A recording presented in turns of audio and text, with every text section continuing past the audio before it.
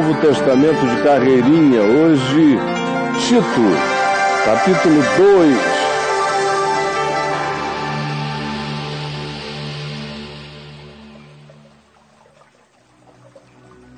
Todas as coisas são puras para os puros. Todavia, para os impuros e descrentes na graça de Deus, nada é puro. Porque tanto a mente deles, como a consciência também deles, estão corrompidas. No tocante a Deus, no que se refere ao que dizem, eles professam conhecê-lo, dizem que conheceram a Deus. Entretanto, na prática, o negam por suas obras, pelos seus frutos que não são fruto da videira.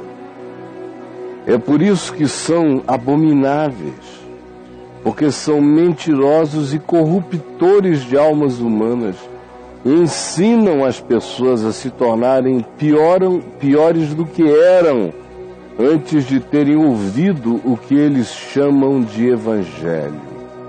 É por isso que se tornaram abomináveis, desobedientes contra a verdade, e já são reprovados em relação a toda boa obra. Não se espere nenhuma coisa boa deles, depois que eles deliberaram ser como se tornaram. Tu, porém, fala o que convém ao Evangelho. Não te intimides, não barganhes, não te assuste com o volume do poder deles. Ao contrário, mesmo tu te sentindo minoria e pequeno, não te acovardes. Fala o que convém à palavra do Evangelho, à profecia da Boa Nova. Quanto aos homens idosos, mais velhos do que tu, que ainda és jovem, instrui-os e dize-lhes que sejam temperantes. Um velho destemperado é uma tristeza. Recomenda que os idosos sejam sábios. Busquem ser respeitáveis, não bobos, enxeridos, sensatos, e não como aqueles que se dão permissão à insensatez só porque envelheceram. Adverte-os para que eles se tornem sadios na fé, no bom senso, referência para outros, também no amor e também na constância. São idosos, deveriam ser mestres da constância. Quanto às mulheres também idosas, semelhantemente eu te digo, que elas sejam exortadas a tornarem-se sérias em seu proceder. Sim, estimula-as para que sejam sérias no seu procedimento, para que não se tornem fofoqueiras, caluniadoras desocupadas. Também dize a elas com todo amor de filho, que não se coloquem, não se deixem tornar escravizadas por muito vinho. Elas não devem ser mulheres da embriaguez.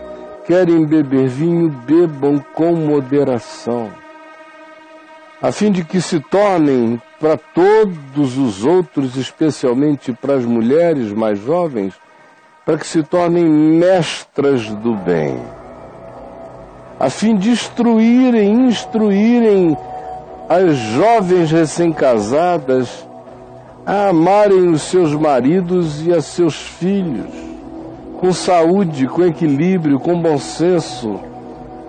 Sim, dando esse exemplo, essas mulheres mais velhas ensinarão as mais jovens a serem sensatas, honestas, boas administradoras da sua própria casa, bondosas nas suas manifestações na vida, que tenham prazer na relação saudável com os seus maridos, para que a palavra de Deus não seja difamada, porque o laboratório de prática do Evangelho, sobretudo, é a família da gente.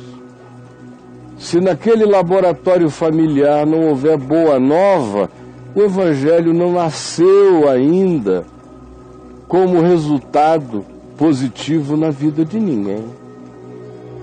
Quanto aos moços, tu que és jovem, de igual modo, exorta-os para que em todas as coisas eles sejam criteriosos.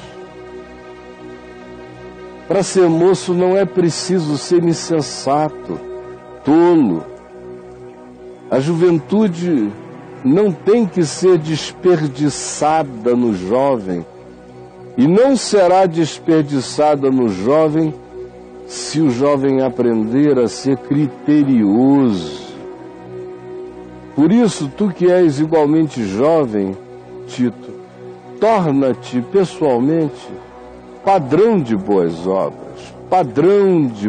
obras, exemplo de conduta, porque tu és um jovem criterioso.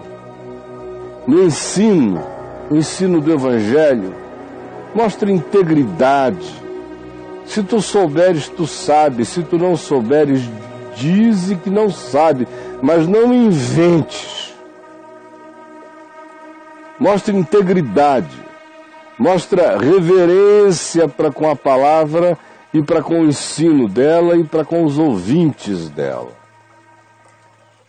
Ensina a palavra com linguagem sadia, com linguagem própria, adequada, irrepreensível, com a comunicação pertinente ao tempo e à hora, para que o adversário seja envergonhado, não tendo indignidade nenhuma que dizer a nosso respeito. Quanto aos servos, aos que são os empregados, os subalternos nas relações que havia na ilha de Creta, onde Tito for enviado para dar essas instruções e ler esta carta, Paulo diz, com relação aos servos, que sejam em tudo obedientes ao seu Senhor, dando motivo de satisfação, que eles não sejam respondões, que não sejam ladrões do seu Senhor, pelo contrário, que deem prova de serem pessoas fiéis, porque são discípulos de Cristo, a fim de ornarem em todas as coisas o Evangelho de Deus, nosso Salvador, em suas vidas.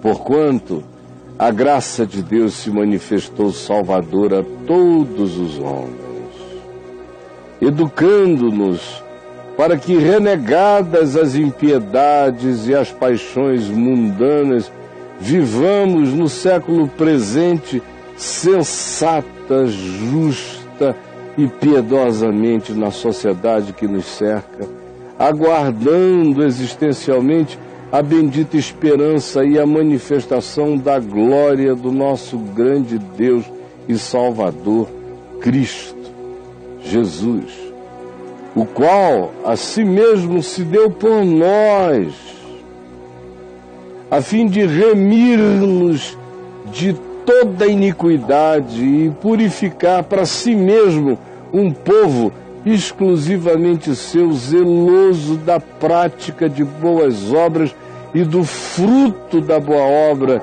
que é amor, alegria, paz, bondade, longanimidade, fidelidade, mansidão e domínio próprio.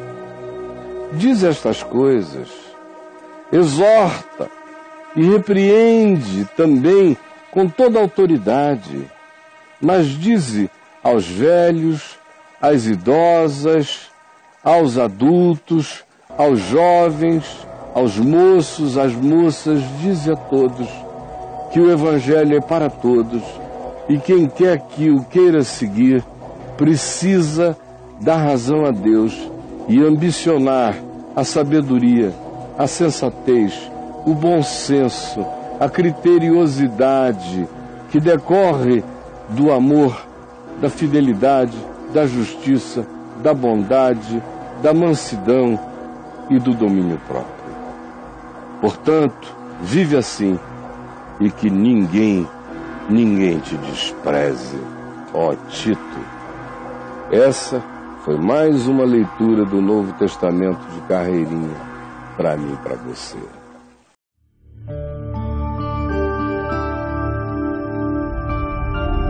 Vem IVTV, o canal é você.